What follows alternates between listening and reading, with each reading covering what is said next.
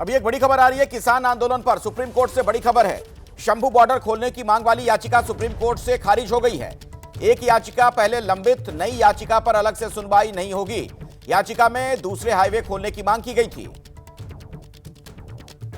तो एक याचिका पहले से लंबित है, यह बात कही गई। नई याचिका पर अलग सुनवाई नहीं होगी। याचिका में दूसरे हाईवे को खोलने की मांग भी की गई थी। तो किसान आंदोलन पर सुप्रीम कोर्ट से अभी की बड़ी खबर आपको बता दें। कल ही दरअसल एक जनहित याचिका दायर की गई थी सुप्रीम कोर्ट में, जिसे सुप्रीम कोर्ट ने सुनवाई के लिए स्वीकार कर लिया था। आज इस मामले की सुनवाई हुई और अब यह याचिका खारिज कर दी गई है, यह कहते हुए कि पहले से ही यह लंबित है एक ऐसी याचिका। तो शंभू बॉर्डर खोलने की मांग वाली याचिका सुप्रीम कोर्ट से खारिज हो गई है। डिटेल में आप तक यह खबर पहुंचाएंगे मेरे सहयोगी निपुण सहगल, सुप्रीम कोर्ट से हमारे साथ मौजूद हैं। निपुण,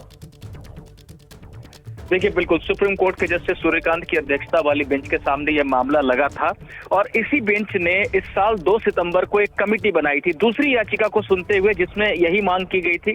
तब कोर्ट ने एक सहानुभूति भरा रवैया किसानों के प्रति भी अपनाया था और एक कमेटी बना दी थी, high powered committee, Punjab Haryana high court के रिटायर्ड जस्टिस नवाब सिंह की अध्यक्षता में, ताकि वो किसानों से बात करे और एक समाधान निकाले। राज्य सरकार, किसानों, केंद्र सरकार सबसे बात करके कुछ हल निकालने की कोशिश करे।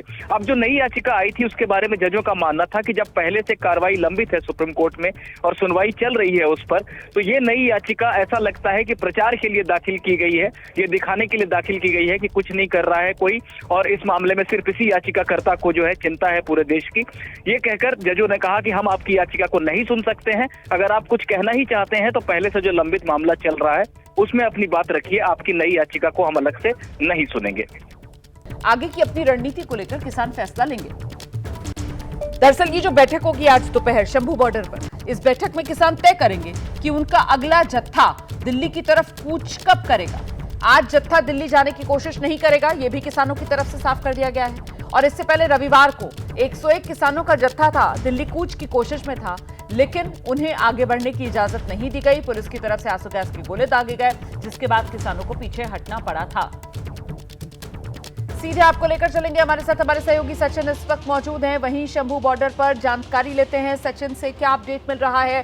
कब तक किसानों की बड़ी बैठक जो शंभू बॉर्डर पर होगी और कौन कौन बड़े किसान नेता इसमें शामिल होंगे? आगे के लिए रणनीति किस आधार पर बनाई जाएगी सचिन, इसकी कुछ जानकारी मिल पा रही है क्या? जी देखिए, बाद दोपहर ये मीटिंग होगी तो उसमें असल में जो पिछले कल डीसी अंबाला और एसपी अंबाला से जो मीटिंग हुई थी किसान नेताओं की, उसमें जो एश्योरेंस दिया गया था, उनको भरोसा दिलाया गया है कि बातचीत के लिए, केंद्र सरकार से बातचीत के लिए शुरुआत जो है वो कराई जाएगी।